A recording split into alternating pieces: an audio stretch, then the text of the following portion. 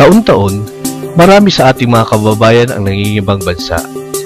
Dahil sa mataas na sahod, nais dagdagan ng suporta sa pamilya, maranasan ang maginhawang pamumuhay, makapagpundar ng negosyo, matutunan ng mga makabagong teknolohiya, at upang masaksihan ang iba't ibang kultura. Ang Pilipinas ay pangatlo sa buong mundo na may pinakamaraming migrante, kasunod ng bansang China at India. Matagal nating nakamit ang ating kalayaan mula sa mga dayuhang mananakop.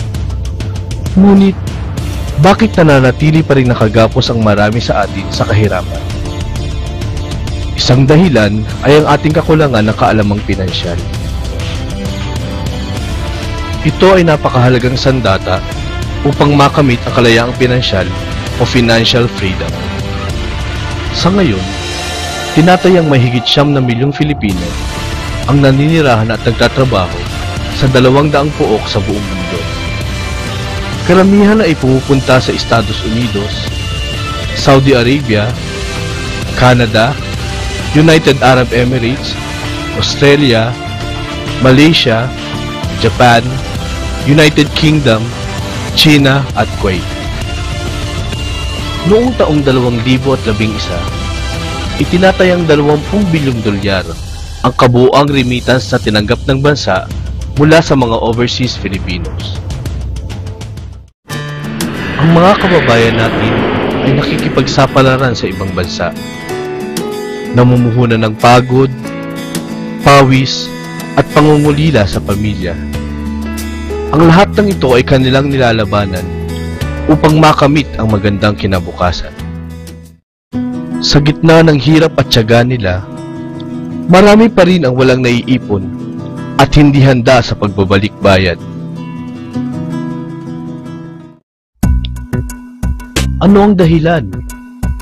Kulang ang kaalaman sa tamang paggamit ng perang kinikita. Kahit ang iba ay nakapagpaaral ng anak o nakabili ng lupa at bahay, madalas pa rin itong napupunta sa mga material na bagay, tulad ng magarang kotse, alahas, cellphone, damit, na dala ng hilig sa malling na walang saysay. Ngunit, hindi pa huli ang lahat. Ang kaalamang pinansyal ang mahalagang sandata upang makamit ang kalayaang pinansyal.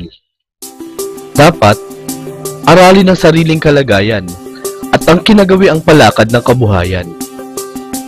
Alamin ang mga pag-aari, utang, gastusin, at mga naimpok sa bangko. Matapos nito, simula ng pagtatakda ng mga mithiin o hangarin sa buhay. Tingnan ang hinaharap. Anong uring kabuhayan ang ninanais sa loob ng 5 o 10 taon mula ngayon? Isang paraan upang makapagplano ng maayos ay ang paggawa ng financial dream map, na kung saan ay nilalatag ang layunin at pangarap, ang kailangang salapin ng mga ito, at ang takdang panahon upang matupad ang bawat isa. Mahalagang maging tapat at maingat sa gagawing pagpaplano.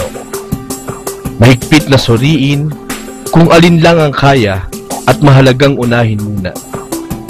Ang mag-impok para sa kinabukasan ay isang makatuturan na payo.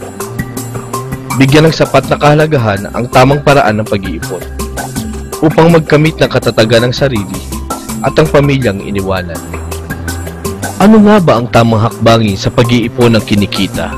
Ang dating kinaugalian ay ang ibawas muna sa ating kinikita ang lahat ng mga gastusin, at ang natira dito ay ang iniimpok at itinatabi sa bahay o sa bangko. Mali! Ano ang tama?